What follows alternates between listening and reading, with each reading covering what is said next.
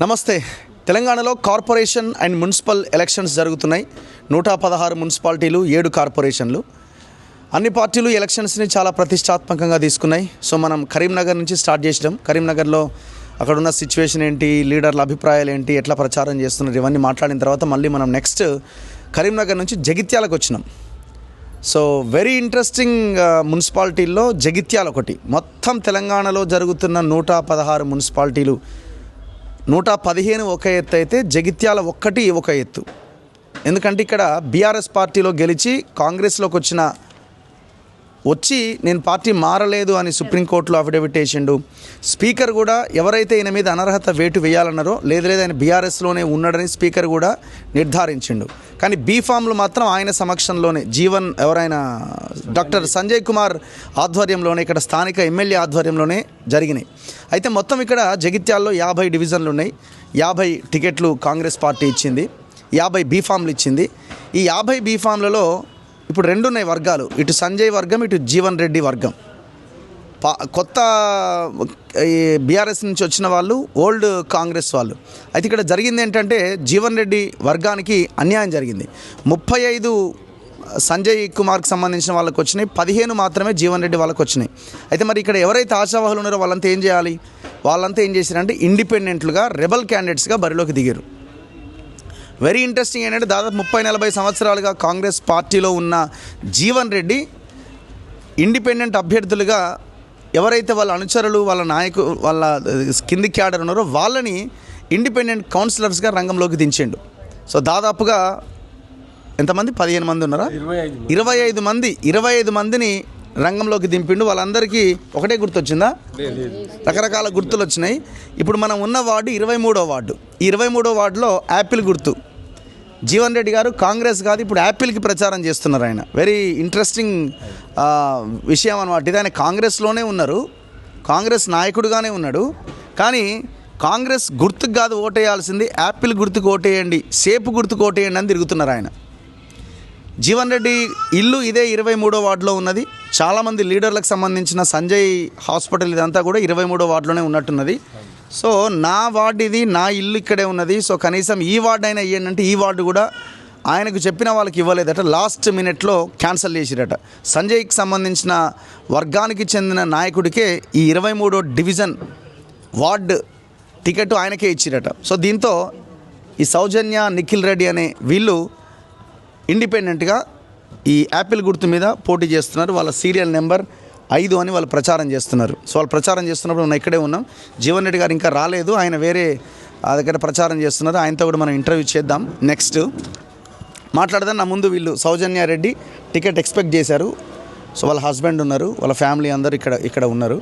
So ఒకసారి వాళ్ళతో మనం మాట్లాడదాం. నమస్తే అండి. నమస్కారం. సో కాంగ్రెస్ టికెట్ వస్తుందని మీరు బీఫామ్ ముందు నుంచే మేము కండవాలు తీసుకొని ప్రచారం కూడా చేసాం. టికెట్ మనకే వస్తుంది కంపల్సరీ, ఎందుకంటే 40 years నుండి మనం కాంగ్రెస్లోనే ఉన్నాం కాబట్టి మనకే టికెట్ వస్తుందని చెప్పి అందరికీ ప్రచారం చేసి వచ్చినాం. లాస్ట్ మినిట్లో మనకు రాకుండా అయిపోయింది. మళ్ళీ సార్ వార్డు ఇది. సో సార్ డెవలప్ చేసుకుంటారు కాబట్టి ఖచ్చితంగా మనకే ఇస్తారు. సార్ పంపింది ఓన్లీ మనదే, మన నేమే పంపించారు, మన నేమే ఒక్కటే పంపించారు. అది కూడా రాలేదు. ఒరిజినల్ కాంగ్రెస్ సార్ది, మేము ఒరిజినల్ కాంగ్రెస్. మా మామయ్య ఒరిజినల్.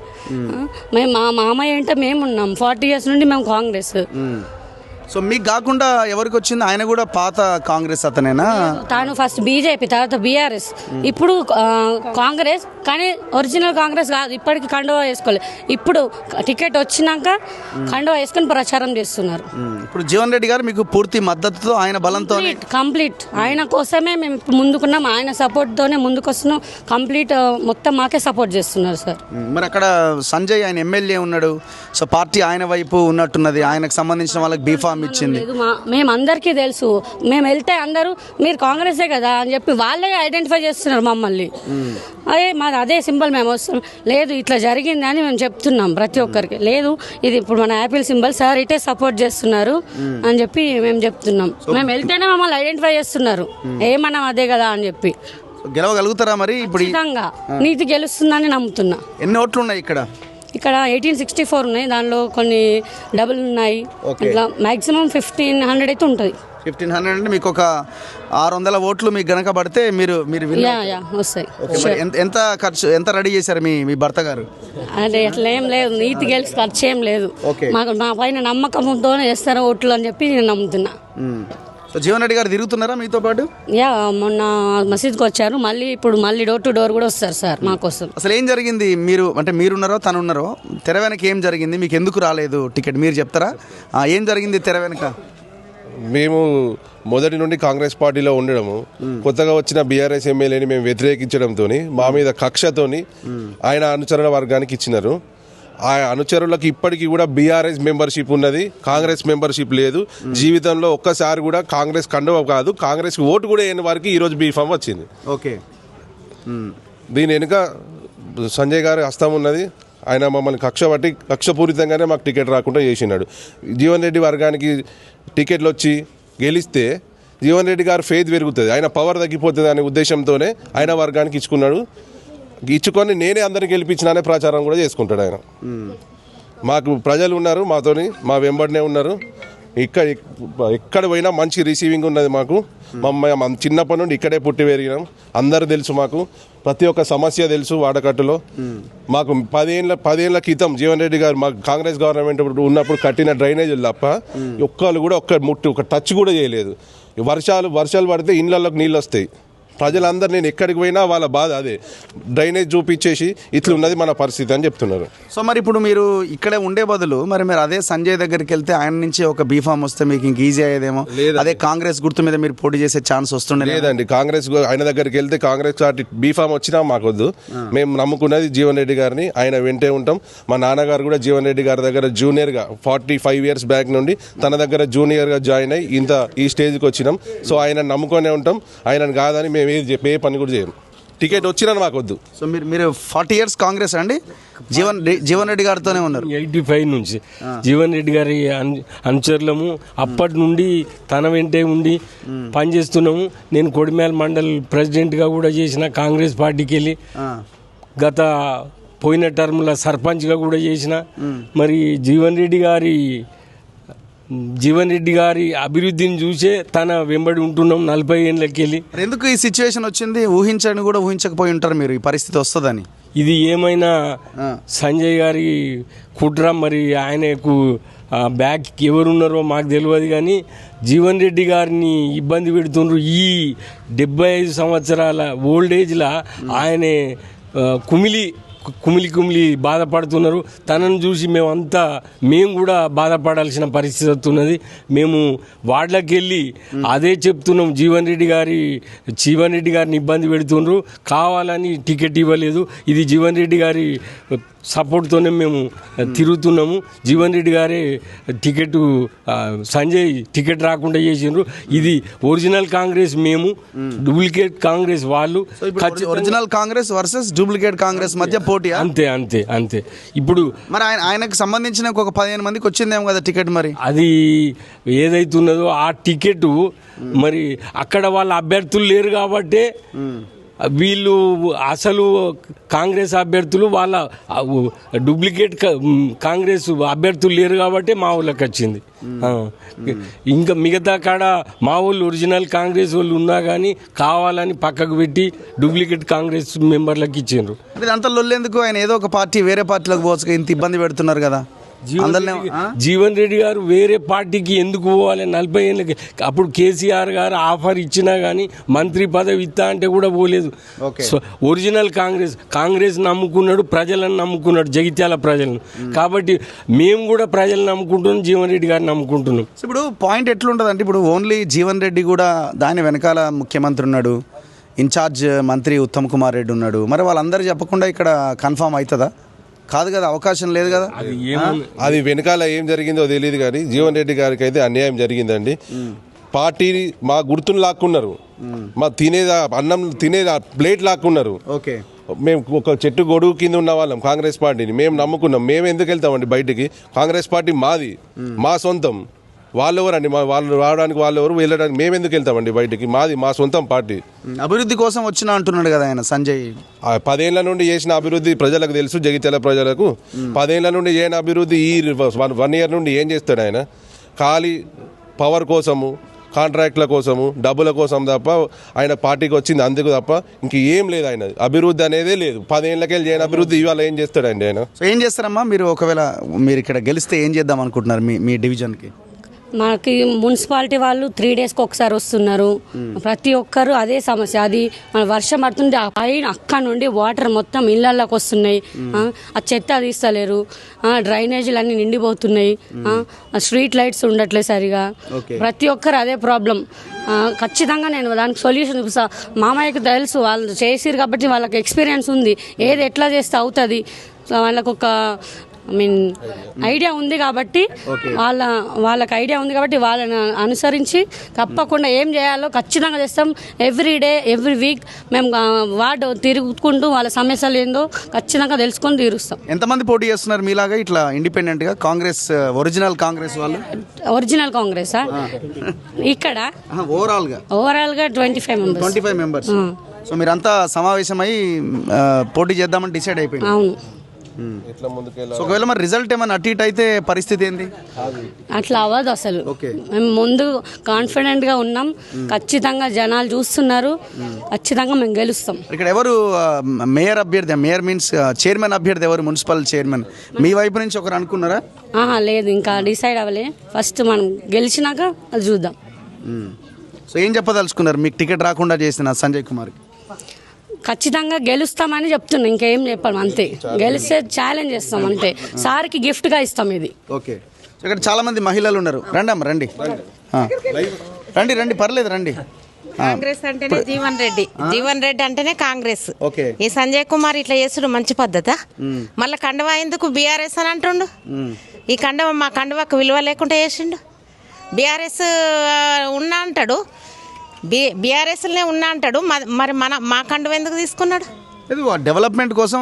డెవలప్మెంట్ ఏం చేసిండు? డెవలప్మెంట్ మా రోడ్డు చూడండి, మా రోడ్ ఒకసారి చూసిరా మీరు? ఇప్పుడు డ్రైనేజ్ అంతా మొత్తం వాటర్ ఇళ్ళల్లో వస్తుంది. మేము నిఖిల్కే ఇస్తాం, నిఖిలే గెలుస్తాడు. మేము జీవన్ రెడ్డి యాపిల్ గుర్తు. మేము జీవన్ రెడ్డి ఏ పార్టీలు ఉంటే ఆ పార్టీలు. ఇప్పుడు చేయి కనిపిస్తే చేయకి పోదా? లేదు లేదు, ఇక మా చెయ్యిని ఎక్కడ కాకుండా వేసిరు కదా, ఆ పద్ధతేనా అది? ఎంత తిట్టినా పెద్ద మనిషికి చెప్పపోయారు ఎందుకు సార్ ఈ పార్టీలో, మరి వేరే పార్టీలకైనా పోదామా ఏందని? ఎవరే జీవన్ అన్నాక చెప్తాం. ఆయన ఎటు పోతే మేము అటే పోతాం, వేరే పార్టీలకే పోము మేము. మాది బల్ల గుద్ది చెప్తున్నాం, కాంగ్రెస్ పార్టీ ఫస్ట్ నుండి. మరి ఎందుకు కాంగ్రెస్ అట్లా చేస్తుంది జీవన్ రెడ్డిని? ఎందుకు చేస్తుందో మీరే చెప్పాలి, మరి మీరే చెప్పుండ్రి. ఎందుకు మీకు తెలుసు కదా, లీడర్ మీరంతా పార్టీ ఆయన వెంట నిలబడ్డ వాళ్ళు కదా. నిలబడ్డాం కానీ ఇక ఎందుకు చేస్తుందో మధ్యలో ఒకళ్ళు వచ్చిర్రు కదా. ఇక పెద్ద మనిషి అయిపోయిండు, కొత్త ఆయన కావాలనుకుంటున్నారు. అంతకు పెద్ద మనిషి ఆయన పవర్ పోయిందని అనుకుంటున్నారేమో. మోడీ పెద్ద మనిషి కాదా? పిఎం లేదా? ఏం పెద్ద మనిషి ఆయన? మరి అంత అట్లా చేస్తుండేంది సంజయ్ కుమార్? ఏం చేసిండు అక్కడ? భూమి పూజ చేసి ఇట్లా వచ్చిండా? రాలేదు. వాళ్ళు వచ్చి మమ్మల్ని రమ్మంటే మేము రాము, మేము కాంగ్రెస్ పార్టీ జీవన్ రెడ్డి మనసులో మేము రాము అని చెప్పినా ఇప్పుడు కండు వేసుకొని వచ్చిన వాళ్ళకి కూడా మేము అట్లా చెప్తున్నాం. వీళ్ళకే సపోర్ట్, జీవన్ రెడ్డికే సపోర్ట్ మాది. Okay, thank you. మీరు మాట్లాడతారా? బండశంకర్, స్టేట్ కాంగ్రెస్. నమస్తే, చెప్పండి అన్న. యాపిల్ గుర్తా మీది? కాంగ్రెస్ గుర్తు కదా అన్న? నమస్తే. చేయి గుర్తేమో కదా మీది. మా పరిస్థితి ఎట్లయిపోయిందనంటే దౌర్భాగ్యం. మా మెడలో కండువా దొంగతనమైంది. మేము ఏనాడు చెయ్యి గుర్తు అని చెప్పుకునే లీడర్లము, కార్యకర్తలము లాస్ట్కు మా దౌర్భాగ్య పరిస్థితి ఏంటంటే, ఇది జీవనన్న గారి సొంత వార్డు. జీవనన్న ఒక ఇండిపెండెంట్ సింబల్కి ఓటు వేయమని చెప్పాల్సిన పరిస్థితి ఒకటి. తను కూడా ఓటు ఏ సింబల్కి వేస్తుండన్నా ఈ యాపిల్కి వేయాల్సిన పరిస్థితి అన్న. ఆయన ఫ్యామిలీ అంతా పోయి యాపిల్కి వేయాలిగా. అంతే కదా అన్న, తప్పదు కదా. కార్యకర్తలం సరే మేము మనసు చంపుకుంటాం కావచ్చు, ఏదో అవుతుంది కావచ్చు, కానీ 40-43 సంవత్సరాల నుండి రాజకీయంగా ఉన్నటువంటి జీవన్ రెడ్డి గారు ఈరోజు చెయ్యి గుర్తును కాదని చెప్పి యాపిల్ గుర్తుకు వేయాల్సిన పరిస్థితి. ఈ దౌర్భాగ్య పరిస్థితిని మా రాష్ట్ర కాంగ్రెస్ పార్టీ అదేవిధంగా మా హైకమాండ్ తీసుకొచ్చిందన్న. ఇదైతే మాకు నిజంగా అన్న కళ్ళల నుండి నీళ్ళు వస్తున్నాయి. మా సారు చేయి గుర్తు కోసము అపోజిట్గా ప్రచారం చేయాల్సిన పరిస్థితి, ఇటువంటి దుస్థితిని తీసుకురావడం అనేది నిజంగా ఇది రాష్ట్ర కాంగ్రెస్ పార్టీ కూడా సిగ్గుచేటన్న. మరి మీ సార్ ఎక్కడ ఉన్నారు ఇప్పుడు? అంటే సగం షేకి పని చేస్తుండే, సగం సేపుకా, సగం మంది యాపిల్కా, ఎట్లా లేదన్న సిచ్యువేషన్? ఇప్పుడు ఆయన చెప్పిన 15 మందికి వచ్చింది, అంటే 30 మందిలో 40 మందిలో 15 మందికి వచ్చింది. అటు పోయి చెయ్యికి ఏమనాలి, ఇప్పుడు ఇటు వచ్చి యాపిల్కి ఏమనాలి? ఇదంతా వింతగా ఉన్నది పరిస్థితి అన్న. ఆ 15 మంది కూడా ఒరిజినల్ కాంగ్రెస్ వాళ్ళే. ఇంకా 35 టికెట్లు ఏవైతే రాలేదో మేము కూడా అందరం కట్టర్ కాంగ్రెస్, ఒరిజినల్ కాంగ్రెస్ వాళ్ళమే. సరే, వాళ్ళ దేవుడు దయదలిచి వాళ్ళకి ఇచ్చినట్టున్నారు, వాళ్ళ ప్రచారంలో వాళ్ళు ఉంటారు. సార్ కూడా ఒరిజినల్ కాంగ్రెస్ వాళ్ళ కోసం మాత్రమే ఫైట్ చేస్తారు అన్న. ఇప్పుడు అటు కాకుండా ఇటు కాకుండా మధ్యలో అభివృద్ధి అనే ఓ నెపం పెట్టుకొని దొంగ లెక్క ఇంట్లోకి వచ్చి మా చేయి గుర్తుని మా కండువాన్ని దొంగలించింది కన్నా, ఇక దీనికి మాకు విధి లేని పరిస్థితుల్లో మేము ఇండిపెండెంట్గా పోవాల్సి వస్తుంది. మేము ఇండిపెండెంట్గానే పోతున్నామన్నా, వేరే ఇంకా ఏ రాజకీయ పార్టీ తరఫున మేము పోవట్లేదు. మేము కాంగ్రెస్ పార్టీ, మేము కొత్త వాళ్ళు వస్తానంటే స్వాగతిస్తాం. కాకపోతే వచ్చిన మీరు అవసరం లేదు, ఇక మేమే ఉంటాము అని అంటే మాత్రం దీన్ని సహించేది లేదన్నా. దీన్ని మేము ఇక్కడికే కాదన్నా, మేము ఢిల్లీ లెవెల్లో కూడా ఈ ఎలక్షన్లు అయిపోయిన తర్వాత తీసుకుపోతాం, కార్యాచరణ ఉన్నది. ఇప్పుడైతే ఖచ్చితంగా మేము మా ఇండిపెండెంట్ అభ్యర్థులందరినీ గెలిపించుకోవడమే ప్రధాన ధ్యేయంగా పెట్టుకొని తిరుగుతున్నాం అన్న. ఎందుకు ఈ సిచ్యువేషన్ వచ్చింది మరి మీ నాయకుడికి?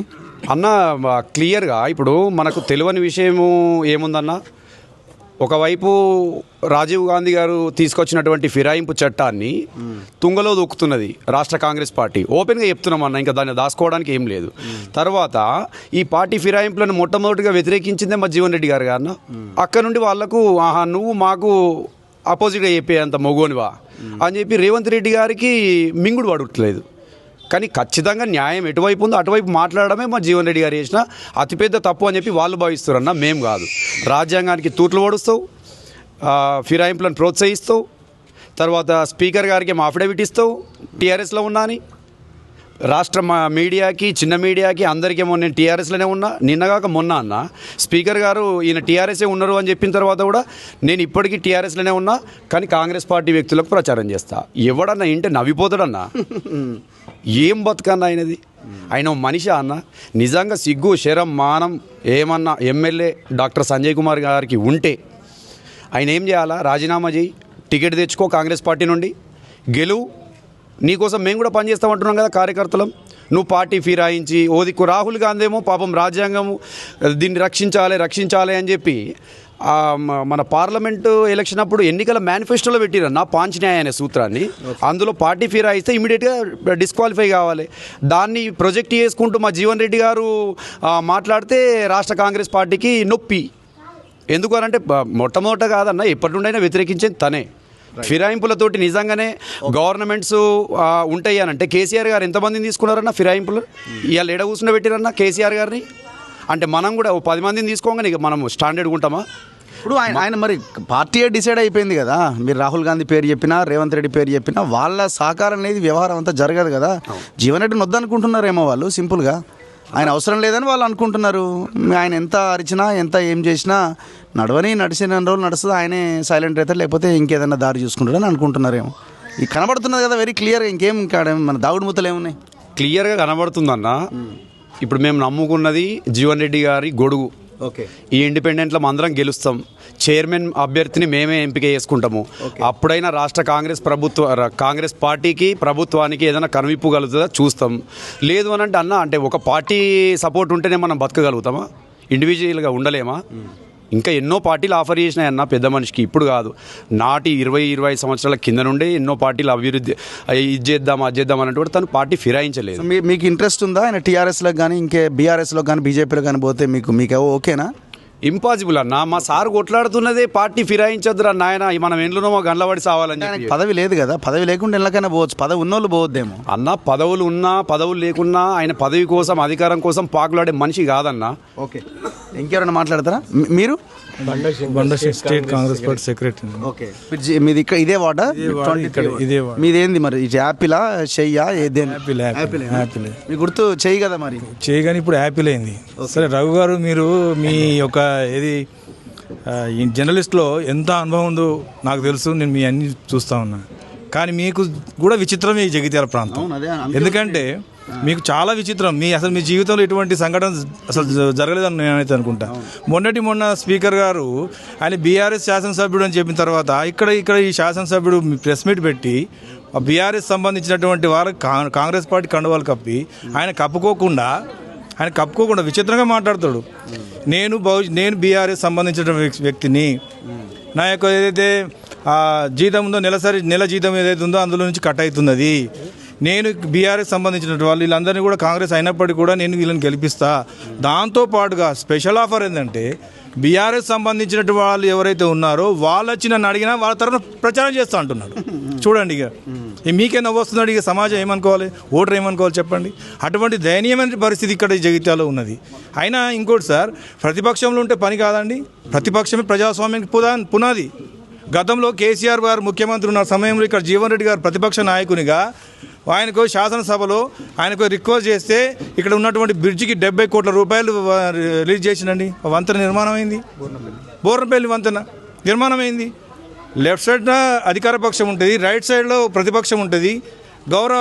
మా అప్పుడు శాసనసభ్యుడు మాజీ మంత్రి జీవన్ రెడ్డి గారు ప్రభుత్వానికి సూచన చేస్తే కేసీఆర్ ముఖ్యమంత్రి స్థాయిలో ఉన్నప్పటికీ కూడా రైట్ సైడ్కి వచ్చి ఆయన కూర్చున్నటువంటి ప్రదేశం నుంచి రైట్ సైడ్కి వచ్చి జీవనన్న నువ్వు చాలా అనుభవం వ్యక్తి, నీ సలహాలు సూచనలు మాకు ఇవ్వండి అని చెప్పినటువంటి నాయకుడు, అంత గొప్ప పరిపక్వత ఉన్నటువంటి ప్రజానాయకుడు జీవన్ రెడ్డి గారు ఇప్పుడు ఈ వయసులో అంత కన్నీటి పెట్టుకునే పరిస్థితి తీసుకురావడం ఇది మంచిదా అండి? ఎవరున్నారు అంటే ఓన్లీ సంజయ్ అయినా? దీని వెనకాల మొత్తం పార్టీ అంతా కలిసి ఉన్నది. మేబీ ఉండొచ్చు, ఎవరో ఉంటారండి. మేబీ జర్నలిస్ట్ అంటే రఘు కాదండి. ఇప్పుడు జీవన్ రెడ్డి గారు ఒక లిస్ట్ పంపారు, 50 మందిలో మాకు ఒక 30 అడిగారు, 35 అడిగారు, 50 అడిగారు. సరే 50లో మ్యాక్సిమం అన్న ఇవ్వాల్సి ఉండే, ఇవ్వలేదు. ఇవ్వకపోవడానికి రీజన్ ఓన్లీ సంజయ్ అయి ఉన్నాడు కదా. ఇప్పుడు ఇన్ఛార్జ్ ఉత్తమ్ కుమార్ రెడ్డి ఉన్నాడు, ముఖ్యమంత్రి ఆయన ఉన్నాడు, మీనాక్షి నటరాజన్ ఉన్నది, పిసిసి అధ్యక్షుడు ఉన్నాడు, నిజామాబాద్ ఆయనది కూడా. మరి ఇంతమందికి తెలియకుండానే మొత్తం జరిగిందా? రఘు గారు మన ప్రాంతంలో, దేశంలో, మన రాష్ట్రంలో ఎంతోమంది జర్నలిస్టులు ఉన్నారు. మీలాగా అందరు లేరండి. ఎందుకు లేరు? ఎవరో ఒకరు ఉంటారండి చెడగొట్టేవాడు, ఎవరో ఒకరు ఉంటారు. వారి వలన ఈ పరిస్థితి, వాళ్ళ వలన ఈ పరిస్థితి వచ్చింది మాకు. పరిస్థితి వాళ్ళ వల్లే కదా. సరే మేబీ ప్రతిపక్షంగానే ఉంటే రావు అంటే ఎంత మూర్ఖపు ఆలోచన అండి చెప్పండి. ఎందుకు మూర్ఖ? అదే జీవన్ రెడ్డిగా అదే రోజు ఎట్లా టీఆర్ఎస్లో ఎట్లా కేసీఆర్ ఆఫర్ ఇచ్చినప్పుడు జాయిన్ అయితే ఈ పరిస్థితి అసలు సంజయ్ కుమార్ అనేటువంటి ఈ పిక్చర్లో ఉండేవాడా? మేము ప్రజాస్వామ్యాన్ని గౌరవించేవాళ్ళను, రాహుల్ గాంధీ గారిని గౌరవించారు. ఇప్పుడు ఈ 15 ఎన్ని గెలుస్తారు, ఈ 25 ఎన్ని గెలుస్తారు, ఆ 15 ఎన్ని గెలుస్తారు? టోటల్గా మేము జగిత్యాల్లో జీవన్ రెడ్డి గారి జెండా ఎగరబోతుంది మున్సిపాలిటీలో. అది కాంగ్రెస్ పార్టీ జెండానే, జీవన్ రెడ్డి గారి జెండా.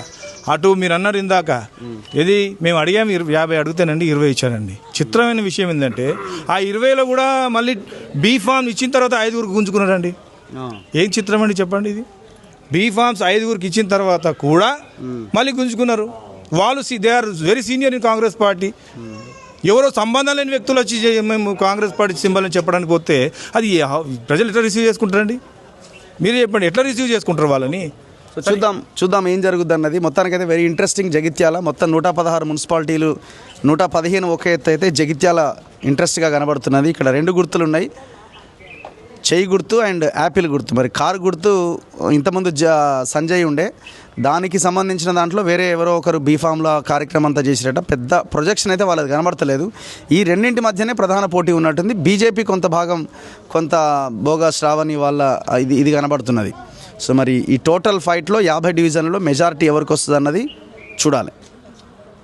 ఎలక్షన్స్ రోజు ఈ జీవన్ రెడ్డి కొంత పైచేయి అవుతుందా, లేదు సంజయ్ పైచేయి సాధిస్తుందా అన్నది మనం 13th రోజున రిజల్ట్లో చూద్దాం. చూస్తూనే ఉండండి మన తొలి వెలుగు.